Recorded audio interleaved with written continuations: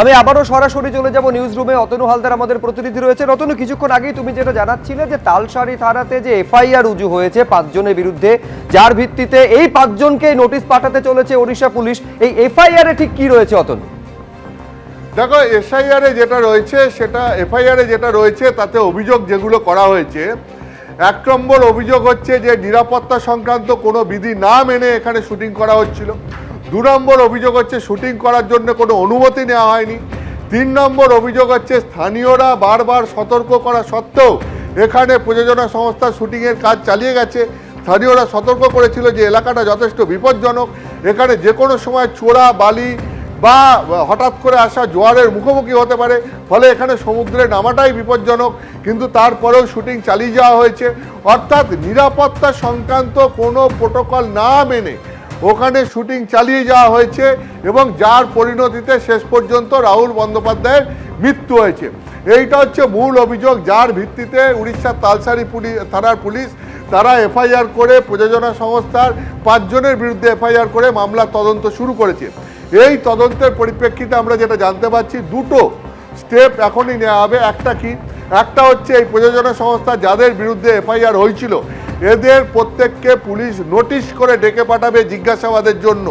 এবং 2, আরেকটা কি, সেটা হচ্ছে যে প্রযোজনা সংস্থার যে ক্যামেরায় ওই দিনকে শুটিং চলছিল সেই ক্যামেরায় এই দুর্ঘটনার দৃশ্যের অনেকটাই ধরা পড়েছে এবং সেই দৃশ্যের যে ছবি ধরা পড়েছে, কোন পরিস্থিতিতে কিভাবে শুটিং হচ্ছিল সেই সমস্ত কিছুই প্রযোজনা সংস্থার ক্যামেরায় ধরা পড়েছে। অর্থাৎ পুরো ব্যাপারটা শুটিং চলাকালীন হচ্ছিল। সেই ক্যামেরার ছবি ইতিমধ্যেই দীঘা পুলিশ সেটা প্রযোজনা সংস্থার কাছ থেকে বাজেয়াপ্ত করেছে। উড়িষ্যা পুলিশ দীঘা পুলিশের কাছ থেকে ওই ছবি চেয়ে পাঠাবে বলে সূত্র মারফত জানা গেছে। তার কারণ তদন্তের ক্ষেত্রে ওই ছবি অত্যন্ত গুরুত্বপূর্ণ। ওই ছবি দেখলেই বোঝা যাবে কিভাবে কি হয়েছিল। এরপরে তদন্তের পরবর্তী পদক্ষেপ হচ্ছে যে এই যে ঝুঁকি নিয়ে শুটিং করা হলো, যার জন্য রাহুল বন্দ্যোপাধ্যায়ের মৃত্যু হলো বলে অভিযোগ, এই ঝুঁকিটা কেন নেওয়া হলো, কার নির্দেশে নেওয়া হলো, কারা কারা এর সঙ্গে যুক্ত ছিলেন, কারা কারা এই সিদ্ধান্ত নিয়েছিলেন। ফলে সামগ্রিকভাবে বিনা অনুমতিতে এখানে শুটিং করে এবং সেই ঝুঁকি নিয়ে শুটিং করার জন্য রাহুল বন্দ্যোপাধ্যায়ের মৃত্যুর জন্য কারা কারা দায়ী, নেপথ্যে কারা কারা রয়েছেন তাদেরকে খুঁজে বের করাটাই এখন পুলিশের কাজ। পুলিশ সেই মতোই তদন্ত করছে বলে সূত্র মারফত জানা গেছে। ধন্যবাদ অতনু তোমায়।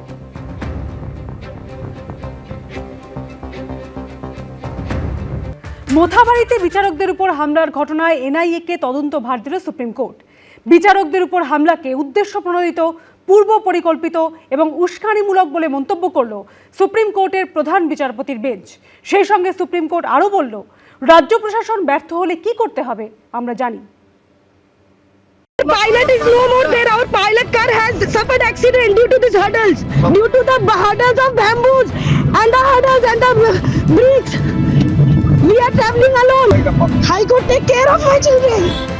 এসআইআর এর কাজ করতে গিয়ে মহিলা বিচারকের এই আর্তনাদ নাড়িয়ে দিয়েছে গোটা দেশকে, জানিয়ে আগেই উদ্বেগ প্রকাশ করেছিল সুপ্রিম কোর্ট। আর সোমবার মালদার মোথাবাড়ির সেই ঘটনার তদন্তভার এনআইএ-কে দিল সর্বোচ্চ আদালত। বুধবারের ঘটনাকে উদ্দেশ্য প্রণোদিত, পূর্ব পরিকল্পিত এবং উস্কানিমূলক বলেও মন্তব্য করল প্রধান বিচারপতির বেঞ্চ। বলল, প্রশাসনিক ও পুলিশি ব্যবস্থার ব্যর্থতার কারণেই জুডিশিয়াল অফিসারদের এমন পরিস্থিতির মুখোমুখি হতে হয়েছে। সেই সঙ্গে সুপ্রিম কোর্ট হুঁশিয়ারির সুরে বলল, রাজ্য প্রশাসন ব্যর্থ হলে কি করতে হবে আমরা জানি। সুপ্রিম কোর্টের নির্দেশে আগেই নির্বাচন কমিশন এনআইএ টিমকে মোথাবাড়ি পাঠিয়েছিল। সেখানে একাধিক দলে ভাগ হয়ে অনুসন্ধান চালিয়েছিলেন তদন্তকারীরা।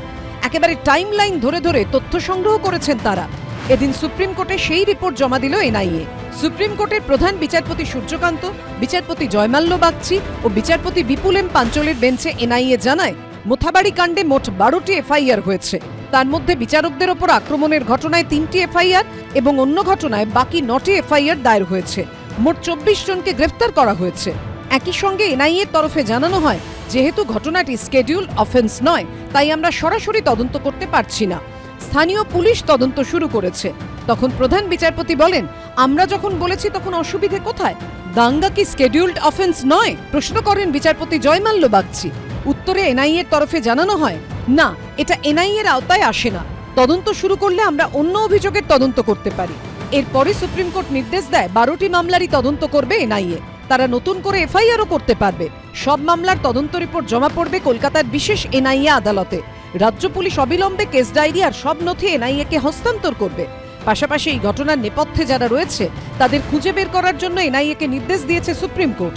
যাদের গ্রেফতার করা হয়েছে তাদের এনআইএ-র হাতে তুলে দিতে হবে এবং তাদের পুলিশ হেফাজত থেকে অবিলম্বে জেল হেফাজতে পাঠাতে হবে।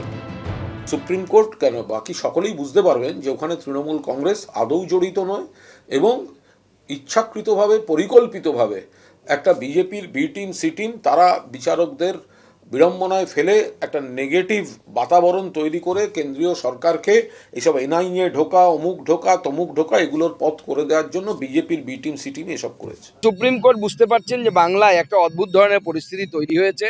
এখানে ল অ্যান্ড অর্ডার বলে কিছুই নেই, না ল আছে না অর্ডার আছে।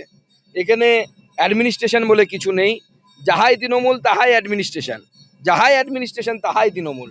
স্বাভাবিকভাবে সুপ্রিম কোর্ট অদ্ভুত পরিস্থিতির মধ্যে সম্মুখীন হয়েছে। সুপ্রিম কোর্ট নতুন পথ বলে দেবে।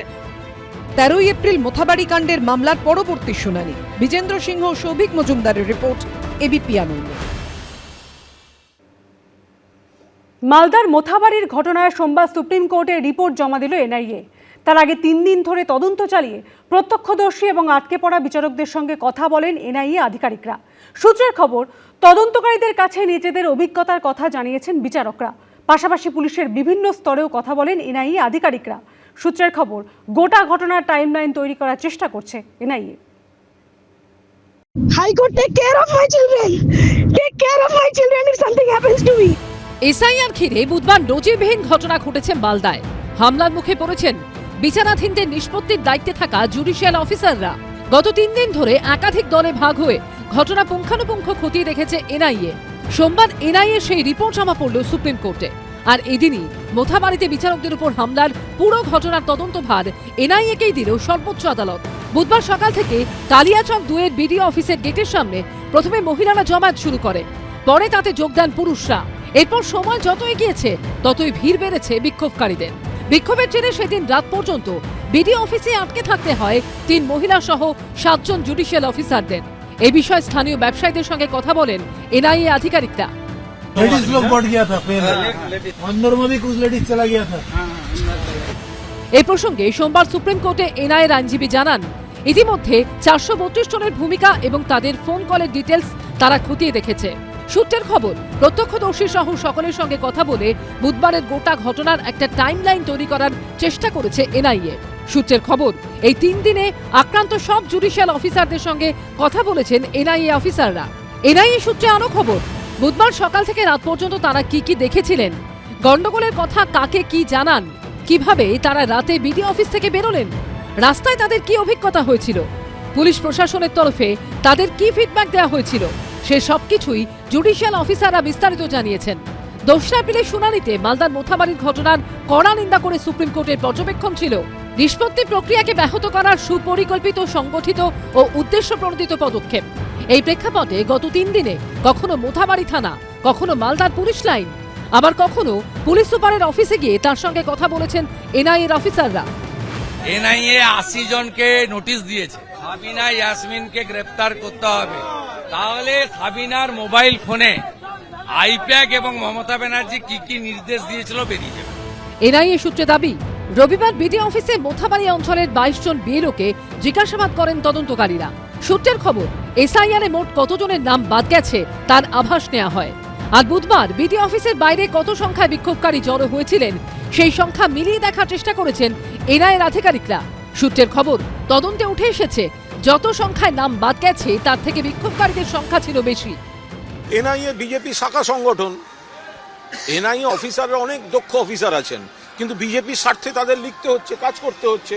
এখন এজেন্সিগুলো যাই রিপোর্ট দেবে, যাই ডাকবে, সবটাই হচ্ছে বিজেপির রাজনৈতিক স্বার্থ চরিতার্থ করতে। ভোটের সময় তারা বিজেপির কথা মানতে বাধ্য হবেন, তার আলাদা কোনো তাৎপর্য নেই। সোমবার সুপ্রিম কোর্টে ঘটনার দিন মহিলা বিচারকদের আর্তনাদের ভিডিও দেখানো হয়। বিজেন্দ্র সিংহ, সৌভিক মজুমদার ও উজ্জ্বল মুখোপাধ্যায়ের রিপোর্ট, এবিপি আনন্দ। এবিপি আনন্দ, এগিয়ে থাকে, এগিয়ে রাখে।